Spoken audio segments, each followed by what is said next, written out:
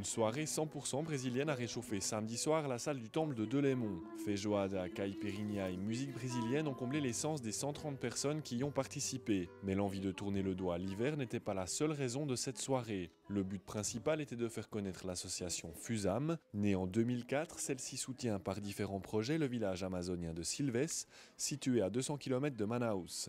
Avec l'Institut d'agriculture d'Amazonie, on s'est lancé dans le café bio, ce qui est une première en Amazonie. Actuellement, il y a 15 hectares qui est déjà planté, donc la cueillette aura lieu juin-juillet de cette année. Et puis, il y a 18 000 pieds qui doivent être plantés, enfin, qui ont déjà été commencés de planter cette année, pour arriver à 30 hectares de café bio qui sera planté ces prochains jours. Mais une fois ce café récolté, il faudra le stocker quelque part. Et pour l'instant, à Silves, il n'existe aucune structure appropriée. Il faut qu'on construise un bâtiment pour le stockage et le séchage du café. Au niveau du travail, on a un architecte sur place qui nous a fait un projet.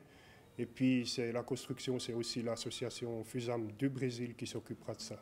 Un projet qui verra le jour en partie grâce aux fonds récoltés lors de la soirée de samedi. Une soirée qui a d'ailleurs surpris les organisateurs eux-mêmes. C'est vrai qu'au début février, on avait un petit peu peur que la population ne réponde pas favorablement à notre invitation.